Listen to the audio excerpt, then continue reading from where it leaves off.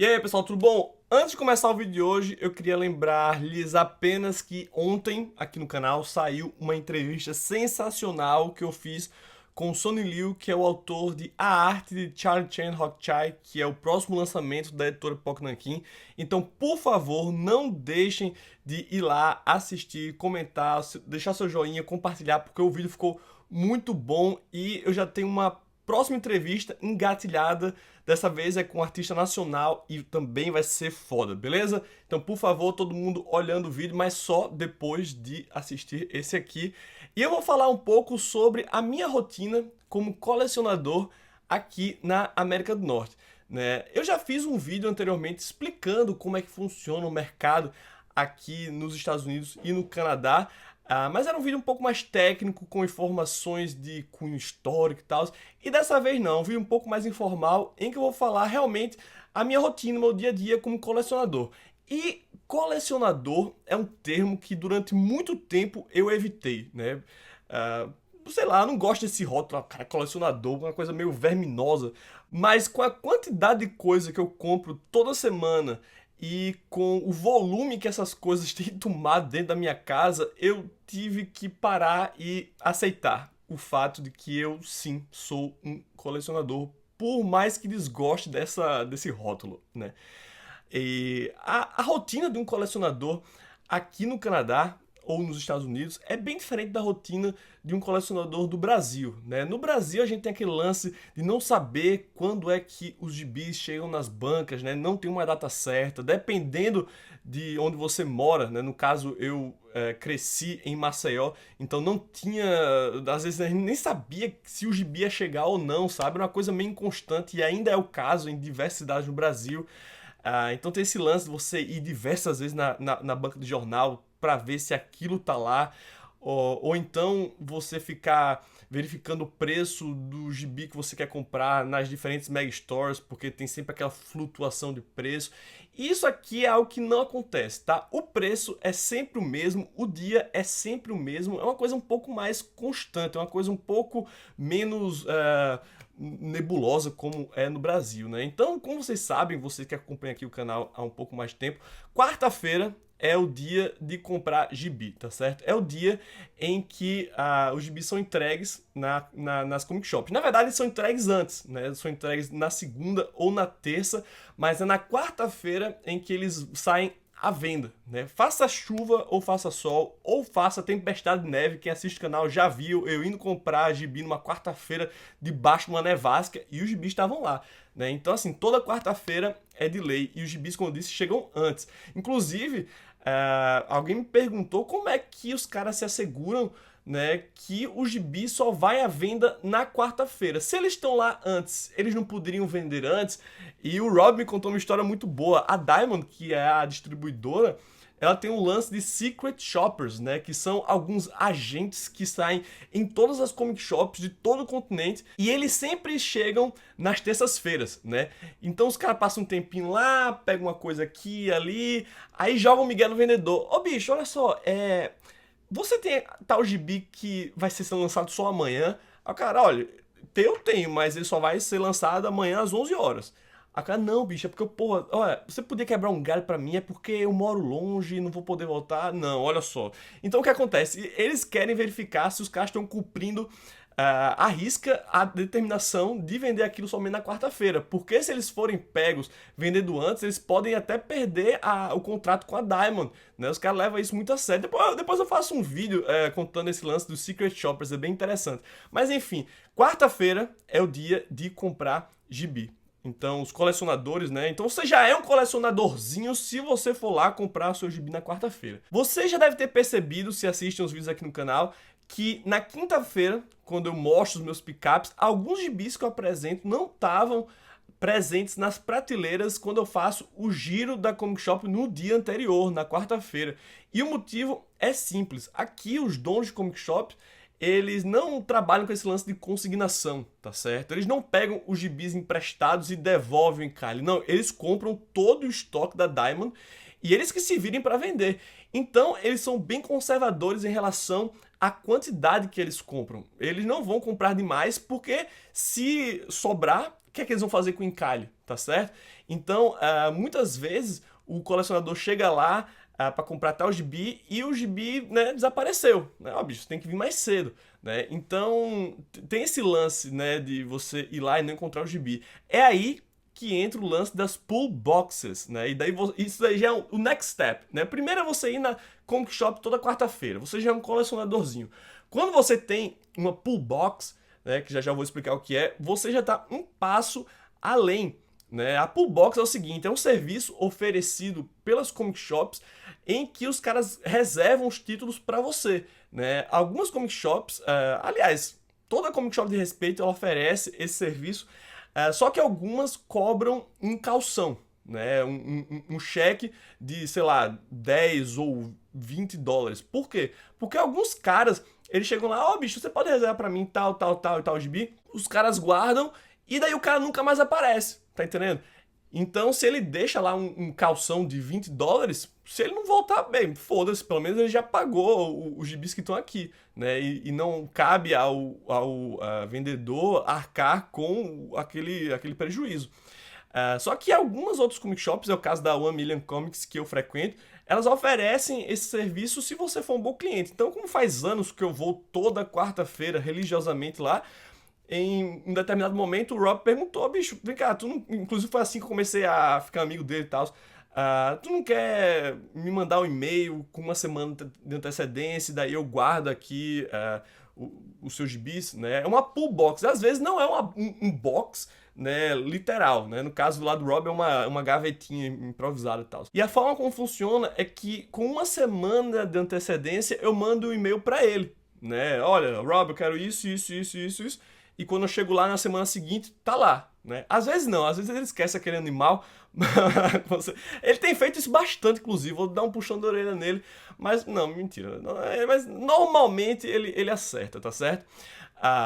Mas tem algumas comic shops em que você precisa fazer isso com 3 meses de antecedência, porque você precisa ter o catálogo previews em mãos e dar a lista para eles com 3 semanas de antecedência. Mas o Rob não, ele fala assim, não, bicho, uma semana aqui dá. Porque ele já conhece a clientela, ele já sabe mais ou menos quanto de cada título. Cara, faz 10 anos que ela trabalha lá e a loja existe há 40 anos. Né?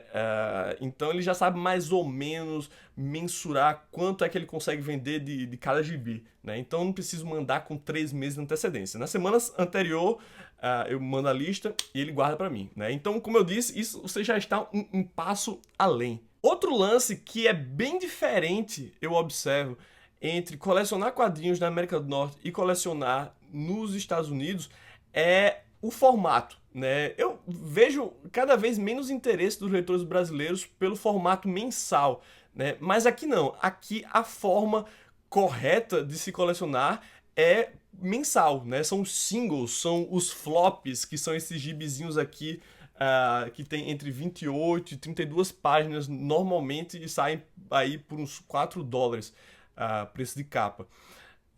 E eu faço assim porque não existe forma correta de se colecionar e os encadernados estão cada vez mais populares aqui, né? Uma comic shop normal, como é a 1 Million Comics, ela vai ter muita mensal e vai ter um cantinho ali em que eles têm os encadernados, né? Mas hoje em dia já tem loja que surge apenas para vender encadernado, né? Isso é um fenômeno relativamente recente aqui, sei lá, tem uns 10 anos que esse lance do encadernado mesmo começou a pegar, mas normalmente as pessoas leem, são os flops, né? São esses, os singles, né? Essas mensaisinhas. E no Brasil não, o Brasil tem esse lance agora de encadernado e de capa dura e tal. Aqui também tem, mas os colecionadores de verdade, né? Os hardcore, eles vão preferir os singles. E o motivo é simples, tem muito a ver com o lance da especulação, que é outro lance que é bem específico do mercado americano. Esse lance da especulação começou forte ali no finalzinho dos anos 80, no começo dos anos 90, e assim, forte mesmo, a ponto de se criar uma bolha. E quando essa bolha estourou, quase levou junto com ela toda a indústria dos quadrinhos, né? A indústria ficou em frangalhos, a Marvel tava mal das pernas, foi até por isso que ela começou a vender partes, né, pra Fox, pra Sony e tal, por causa dessa maldita bolha da especulação, né? Já tem diversos vídeos falando a respeito desse caos aí.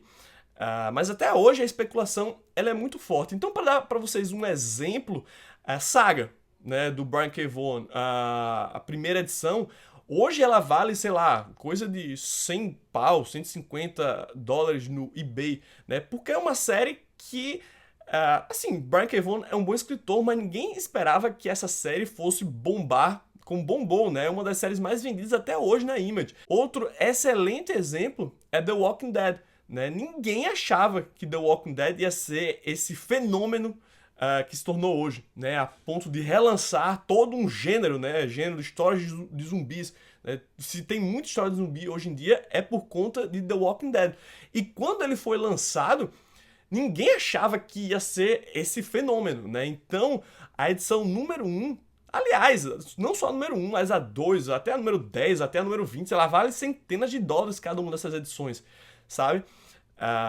Então tem esse lance da especulação. Um single, se você tiver um número 1 bem conservado de um título que bombou, nossa, você guarda ele aí por uns anos que depois você pode vender por uma boa grana. E a mesma coisa aqui não acontece com encadernado, porque encadernado está sempre sendo republicado, né? Então, por exemplo, Saga, volume 1, você nunca vai encontrar um volume 1 a $50, a $100, porque tipo, tá sempre sendo reimpresso aquilo dali. Então, você vai lá na lojinha e compra pelos $15 de capa, sabe? E isso no Brasil não. E isso é uma coisa muito bizarra do mercado brasileiro, porque como é que os caras especulam em cima de encadernado? Né? Isso acontece porque, por exemplo, uma editora Devir, eles vão publicar determinado gibi com uma tiragem de 5.000 volumes. Quando os 5.000 acabarem, nossa, velho, eles vão levar anos até reimprimirem, se reimprimirem. Aí causa essas bizarrices aí do mercado brasileiro. Mas aqui não. Aqui, salvo raras exceções, os gibis, né, os volumes, os trade paperbacks, eles estão sempre sendo reimpressos. Né? Mas um flop, né, um single, ele só é impresso uma vez, sai naquela quarta-feira. Se você pegou, pegou. Se não pegou, foda-se. Tá entendendo? Aí, se aquele gibi vendeu bastante, aí eles vão mandar rodar uma segunda impressão, uma terceira impressão com capas diferentes, mas aí já não vale nada. Né? O que vale mesmo é aquele first print que está ali. Então, essa é outra característica interessante que é bastante diferente da realidade de um colecionador no Brasil, né? Esse lance de estar indo atrás dos singles e depois poder especular com eles e tal.